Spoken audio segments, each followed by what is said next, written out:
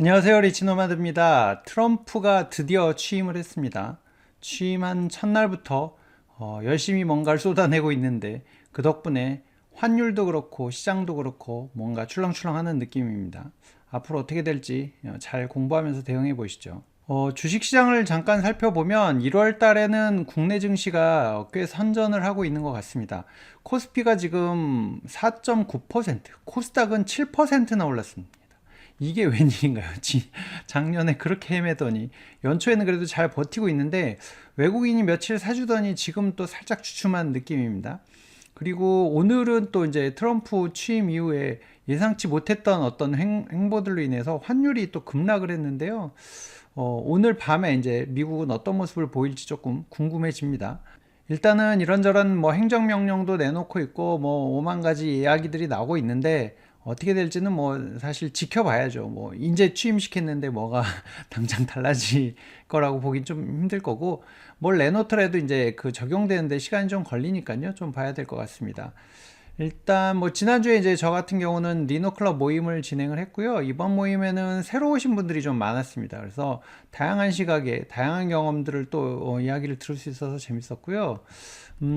주변에 이제 제가 이제 막 퇴직하거나 이제 좀 퇴직을 앞둔 분들이 나 이거 어떻게 준비해야 돼 하시는 분들이 있어서 그분들하고 이제 포트폴리오 구성에 대한 얘기를 하고 있거든요.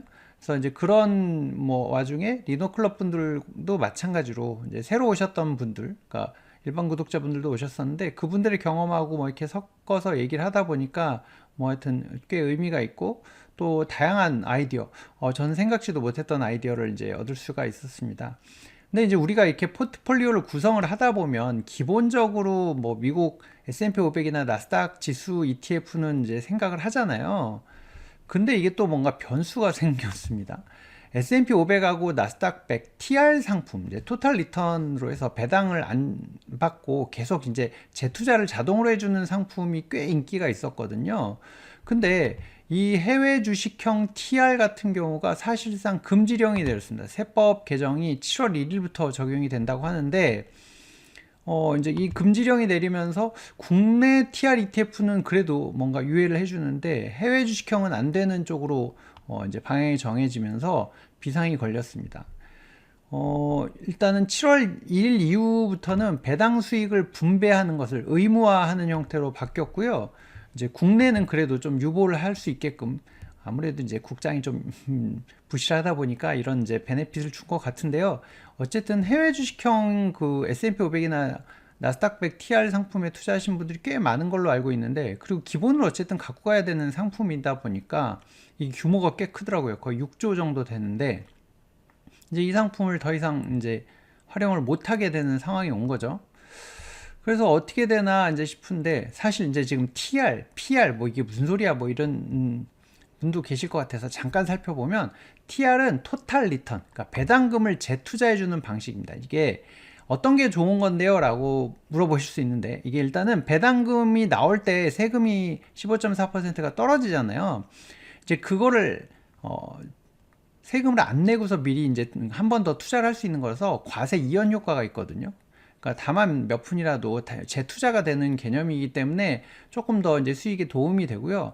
이제 배당금이 나온 걸 저는 다시 사요 하시는 분들은 추가 매수하면은 사실 거래 비용이 또 들잖아요. 이제 그런 비용들도 이제 좀 줄어드는 효과가 있기 때문에 이렇게 이제 기본적으로 갖고 가는 장기 투자용 미국 지수 ETF 같은 경우는 이제 이런 것들도 굉장히 신경을 많이 쓸 수밖에 없거든요.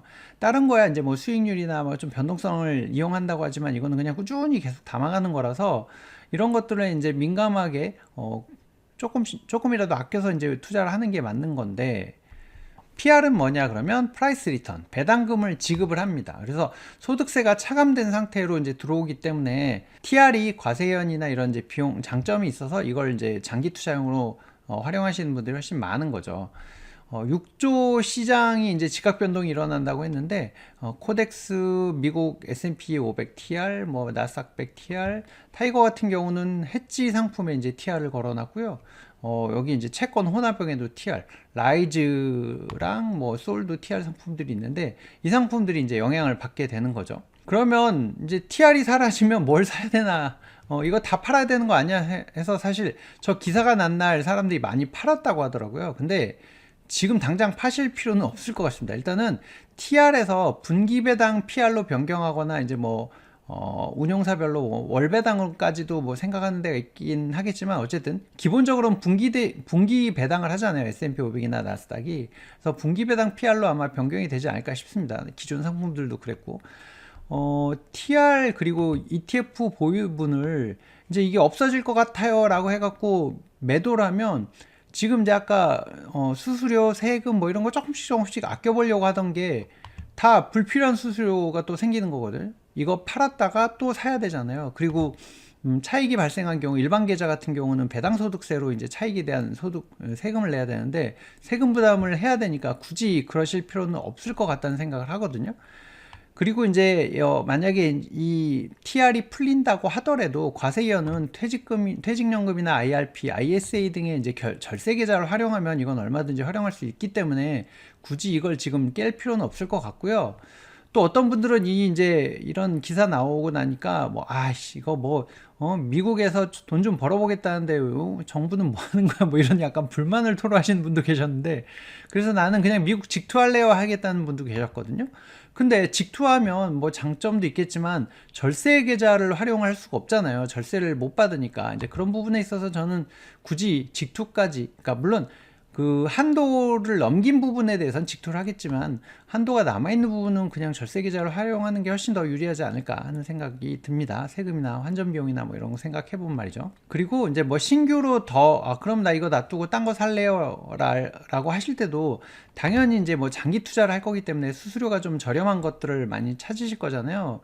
그래서 한번 좀 비교를 해보려고 합니다. 일단은 국내에 상장돼 있는 S&P 500이랑 나스닥 100 ETF 중에서 이제 수수료를 비교할 건데 자산운용사 간에 이제 점유율 전쟁이 막 치열해지면서 작년에 막 수수료 인하 경쟁이 벌어졌었거든요.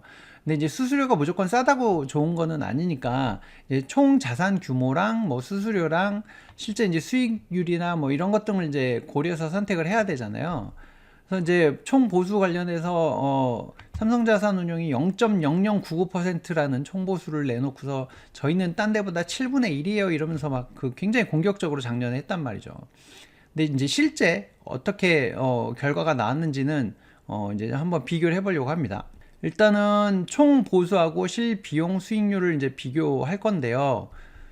지금 이제 타이거, 코덱스, 에이스, 라이즈. 어차피 S&P 500이니까 다 똑같은 거 아니야 라고 생각하실 수 있지만 일단 이제 규모를 보셔야 되고요. 타이거가 일단은 7조 5천억으로 가장 큽니다. 그 다음에 코덱스 같은 경우는 이제 TR 상품인 건데 3조 6천억 정도 되고요.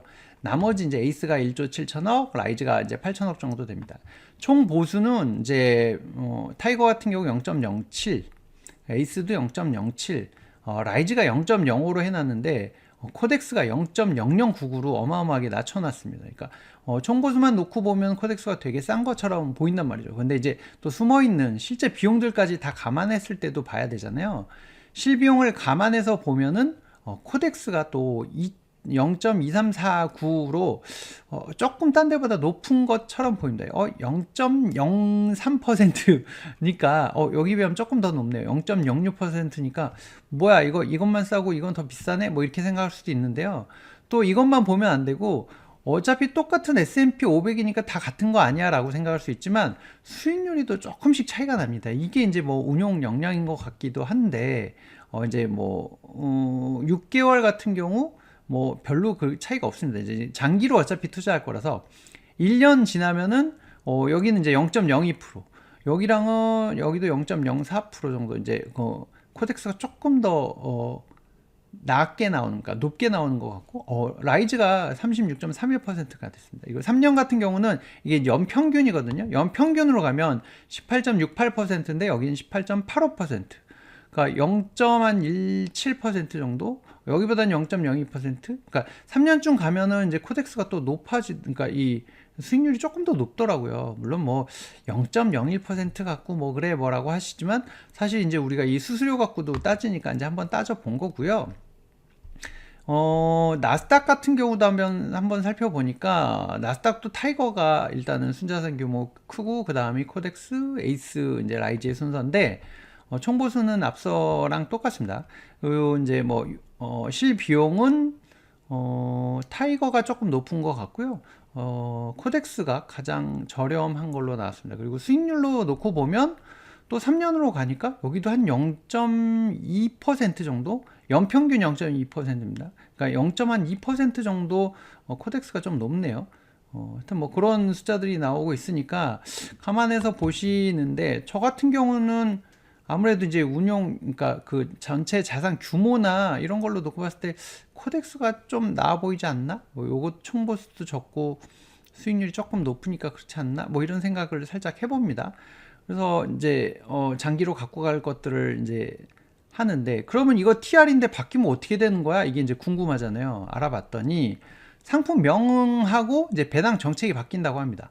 총보수는 이제 그대로 유지가 되는데, 요 뒤에 있던 TR만 그냥 빠지는 형태로 그대로 유지가 되는 거고요. 뭐 코드가 바뀌거나 이런 거 같진 않고, 그리고 이제 배당이 원래는 안 나왔던 거잖아요. 재투자가 됐던 건데, 배당 기준일이 147 10월 말을 기준으로 해서 이제 5, 8, 그죠. 5, 8, 11, 2월 달에 이제 나오는데, 첫 이제 배당은 5월 두 번째 영업일에 첫 번째 배당이 지급된다고 합니다. 그래서 이렇게 변하는구나. 뭐 세상이 또 변하면서 정책도 변하면서 이렇게 바뀌는구나라고 알아두시면 될 것 같고요. 장기로 투자할 이제 미국 지수 상품이니까 수수료나 뭐 아까 실비용도 잘 보셔야죠. 실비용이나 이제 수익률 조금의 차이라도 계속 누적되면, 이게 오랜 기간 누적되면 또 달라지니까 이제 그런 부분 감안해서 골라보시는 게 어떨까 해서 한번 저도 살펴봤습니다. 왜냐면 저도 이제 그 퇴직금 받으신 분들하고 이걸로 이렇게 투자하세요라고 하려고 하다 보니까 한번 체크를 해봤거든요. 여러분들은 어떤 종목에 투자하고 계신지 댓글 남겨주시면 도움이 될 것 같습니다. 오늘은 여기서 마치도록 하겠습니다. 참, 구독과 좋아요 꼭 해주시는 거 잊지 마시기 바랍니다. 고맙습니다.